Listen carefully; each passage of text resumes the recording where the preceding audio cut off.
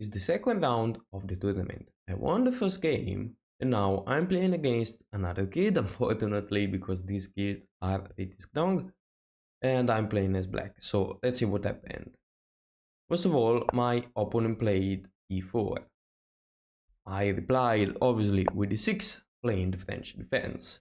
He played d4, now d5, main line, and now you can play a bunch of things.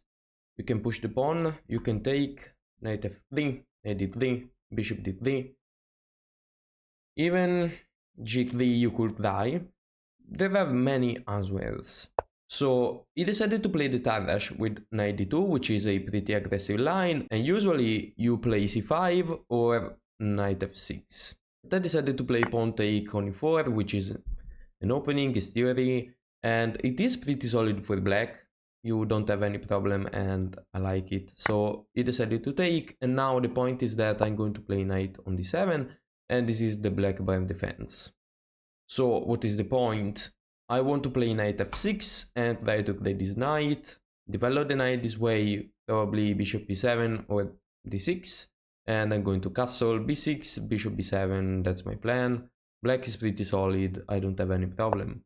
So I played knight on f3, knight on f6, he decided to take, which is the best move, I took, and now bishop on d3. Now, you could try a bunch of things.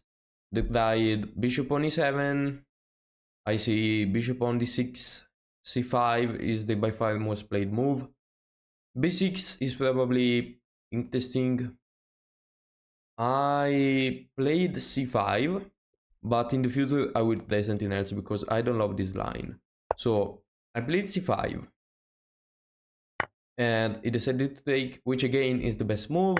I took, and he castled. At this point you can castle or play queen c7, for example. Even h6 is interesting because the bishop on g5 it is pretty annoying, and I decided to castle. Bishop on g5, now I played h6, which makes sense. The bishop has to go back and b6. So this is theory, this has been played, and black has zero problems, and for white is the same thing. They usually play queen on e2, which is what my opponent played, and you have to play bishop on b7. You have to play bishop on b7 because let's say you play a random move, let's say a5. My opponent is actually threatening to take, and this, queen e4, threatening checkmate, and they are going to win the rook. So that's the problem. You need to be aware of this tactic, which is pretty much the point of queen on e2, and you have to play bishop on b7 so that the square on e4 is controlled. At this point he played rook on d1, which makes sense, and now you have to move the queen. I see there are a bunch of games where they played queen on c7. But yeah, queen on c7, you need to know theory, you need to know what you are supposed to do. It's not simple at all. I felt like this could have been the move, but it was out of theory, and the queen on e7 was a safe guess, which is true. Queen on e7 is fine, although they have knight on e5 and white's 10 better. White is not winning, but they have the activity, they have the space, so I am in trouble. For this reason I want to change this line and I want to try something else. So he played rook on d2, which is wide, although it is an interesting plan because you want to double rooks and create problem on d7 since I cannot take with the knight because the knight is pinned. So yeah, it makes sense. And at this point, since I felt like I was in trouble, I was the one defending, and I didn't want to let this happen, I wanted to fight, and I decided to play a really interesting move. I decided to play g5, and g5 works, not blundering a sacrifice, because let's say you take with the knight, you take, bishop take, and we have the move king on g7.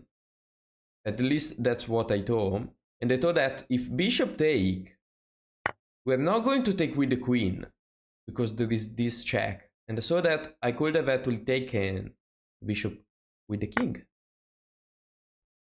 this was my point. And you cannot give me a check because there is the bishop. And I'm going to play, for example, rook on g8, hide the king, and yeah, your sacrifice doesn't really work. Apparently, it is a draw if they play queen on e5. Alright, okay, let's say queen on e5. So I cannot move the king because otherwise I lose the knight. So he's saying, yeah, rook ad8, bishop h6, take, queen f4, and this is a perpetual. Yeah, okay, I didn't see that, but I mean, although in this position is not terrible, it is okay. But yeah, my opponent trusted me, and I mean, it makes sense. I was kinda right. So he decided to move the bishop, but at this point, I'm kinda getting something back, you know. I have space, I'm threatening to push in the future, and I also have the move knight on h5.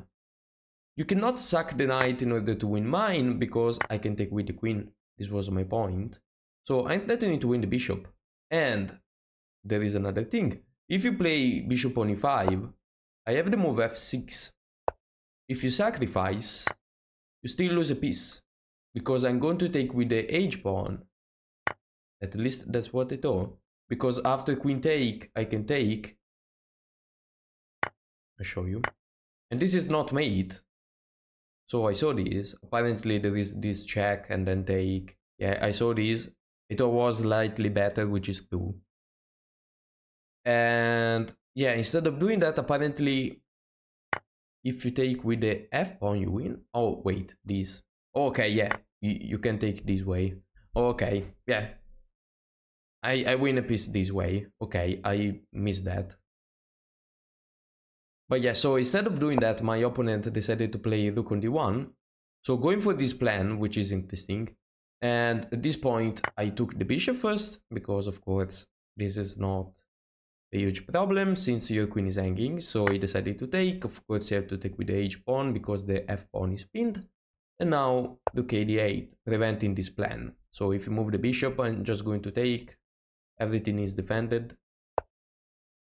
So he played c3 with the idea of playing before, which makes sense. Now this was a moment where I thought for a long time because I had no idea. I absolutely had no idea of what I was supposed to do. Felt like I was kind of in some trouble, but still pretty fine. But I couldn't see the right thing to do. So I thought for a long time and I played f6, which is a terrible move, and I also kind of thought this was a terrible move even before playing it. But you know, it was one of the time where you think so much that you start playing random stuff. You don't really understand what you're doing. So as soon as I played this move, I saw there was bishop on c4. Apparently there is before and you win on the spot. So my opponent didn't play before, but before bishop d6, knight d4, GG. It's over. If I push, there is knight f5, good luck. You go this way, I take. The queen is hanging. So apparently the move is bishop d5, but yes, there is c4. Everything falls. Yeah. f6 is a bad move most of the time. I don't know why I played this move. My opponent played bishop on c4. Although, this is a thing I learned during all the tournament I played. Even if you made a mistake, there is still hope. You can still win, you can still draw. We're not playing against grandmasters, they can mess up. Even though, even at 1700 elo, it's difficult, but you can still try. Maybe you can get a draw if you calculate well. And what I saw was a line that I thought was pretty drawish. I thought I had a lot of chance to draw, at least. So I decided to take the rook. And the point is that, first of all, if you take this way, I had to defend. I have bishop on c8. It's still +2, I get it, I have pretty passive pieces. But if you take first with the queen, This is the line I saw, and I thought it was pretty drawish. I take, bishop take, the king moves, you take my rook, and down a pawn, but I think he missed the fact that I can just take the knight.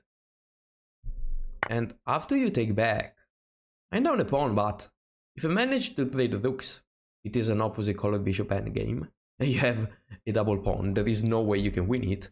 In fact, it is +1, so I calculated well. I understood that this position was probably a draw. Now, I played rook on e8. The point is that if you check me, I have rook on e7, and if you play it again, is a draw. He decided to move the bishop, and now a5. a5 in order to stop the push. He gave me a check. Obviously, rook on e7. If you played, there is no way you can win. So, rook on d8. This point, I gave a check, because we need some counterplay. If we want to draw the game, we cannot be too passive. He moved, and now rook on b1. The point is that I'm attacking this pawn. You have to do something about that. Also, if you push, this is weak, and this is weak. So he gave a check first. Now king on h8. There is nothing more I can do. If I go on f8, there is this check and you win the pawn, and I probably lose. At this point, rook on d2. And now king on g7 back. So I'm basically saying you can give me a check and we're going to draw the game, as simple as that. He decided to push the pawn. Now I thought about a4, but I think it is a mistake, because if I play a4, exactly, I'm just giving him a target and there is no way I can defend it. That's the problem of having opposite colored bishop. One bishop can attack it, one bishop cannot defend it. So yeah, it's kind of pointless to play a4. I decided to play king on f8. My point is that I want to activate the king and try to do something. He played b4 and I thought it was a mistake. I thought it was a mistake because no one said I have to take. Simple as that. I can just play bishop on e7. If you take, these are the huge weaknesses. You don't want to take, of course. So yeah, it was a mistake by my opponent, and now it is zeros. Because, as I said, these pawns are really weak. You have double pawns. There is no way through opposite color bishops. So rook on a1, attacking the pawn, and now defending with bishop on a2, which is pretty interesting. It just blocks my rook. This bishop is still pretty strong. This pawn is not under attack, he's defending everything, but again, it cannot make progresses. So I decided to improve the position of my bishop. Maybe in the future I want to play bishop on e5. And he decided to take, which again, okay, is playable, but you are just left with two huge weaknesses, and now this pawn is the target. So he decided to push it, and now I'm still going to improve the position of my bishop. King on h3, and now h5. The point of h5 is that your king is not going anywhere. If you push this pawn, you might even be in trouble, because I have h4, you give me a pass pawn, and I have this check. So it's not really simple for you. I wouldn't suggest you to play that. I thought about f4, but yeah, you can just take, and the king is not in time to win the pawn because I have this check. As simple as that, and this is pretty weak. So instead of doing that, my opponent decided to bring the king back, so king g2, king e7, and he pushed. f4, trying to do something. I can just take. Now I have a pass pawn, so you need to be careful. These pawns are not scary. They're just terrible. Bishop back, attacking the pawn. Rook check. King d7. If you give me a check, I don't care. If you put the rook there, I just win a bishop, I guess. So, yeah, nothing wrong with that. If you play bishop on f7, I thought about pushing, but I can also take this pawn. So, yeah, we played everything, no problem, of course. Everything is hanging, so that's bad move too. He played pawn on f5, and now bishop on e5, a pretty good move, blocking the rook. If you play f4, I just take. I don't care. and threatening to win the pawn. So he pushed, and now king on c6. And suddenly I'm slightly better. So as you can see, my opponent is strong, but he can make a mistake. If you calculate well, there are chances to win or to draw the game, so never give up, especially if you are just down a pawn. Never give up. Like, give up if you are completely lost. But if you are like +3 and you are playing with black, there is still hope, don't worry, even more than that. So, bishop e3, king c5. I'm slightly better, but still down a pawn, so it's slightly better than not saying I'm going to win this game. There is no way. I might try though. Actually, at this point, at this point, my opponent offered me a draw. But he had 30 seconds on the clock. So I thought it was going to mess up. Because, you know, usually people with 30 seconds in a classical game are going to play a bad move. So I declined the draw. In a normal situation, obviously, I wouldn't do that. I'm just down a pawn. But I thought I was going to win the pawn at this point, because the king is pretty active. So, rook on e3, and now king on b4. If you move the bishop, I can take, or I can do something else, probably this, or I can win this pawn. I missed something though, and he found it. With 30 seconds, this kid found rook take e5. What is the point? If I take, I'm lost. I can win everything. Of course. Makes a queen. I lose. That's it. Although,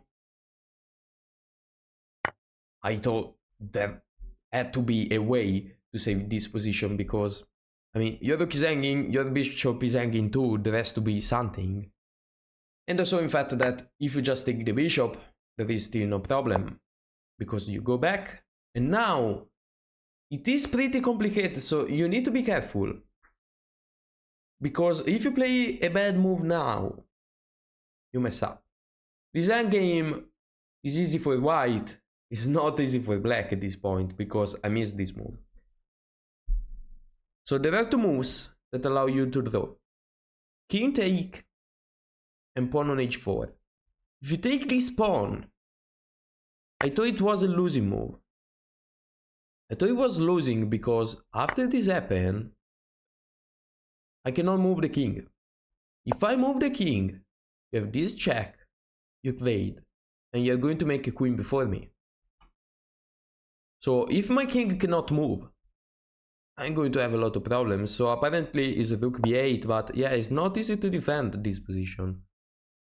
Instead of doing that though, I saw a crazy defense, which is h4. You can take my pawn.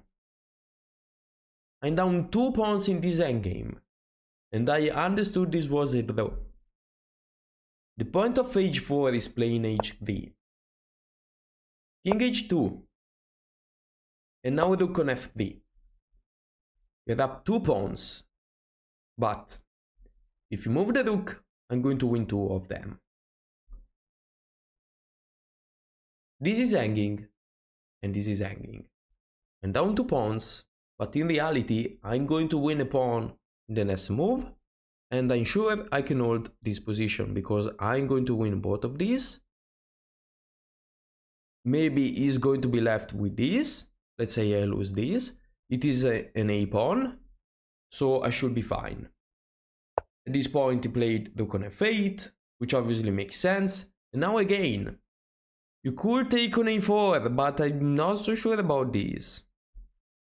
I saw the safest way to draw this position, which is just king take on c4. What is the point? The point is that you can push the pawn, but I am in time to defend with the king. That's the point, and that's really important. At this point, I offered him a draw. Not because I wanted to be disrespectful, but because I was absolutely sure this was a draw. There is no way you can win it. But yeah, I decided to push, which, I mean, it makes sense. I did the same, so he's not a bad person. He died He really tried to win, but look, take. I take everything. Okay, you want the a pawn. King d6. Your king is not going anywhere. He's not. There is a rook blocking.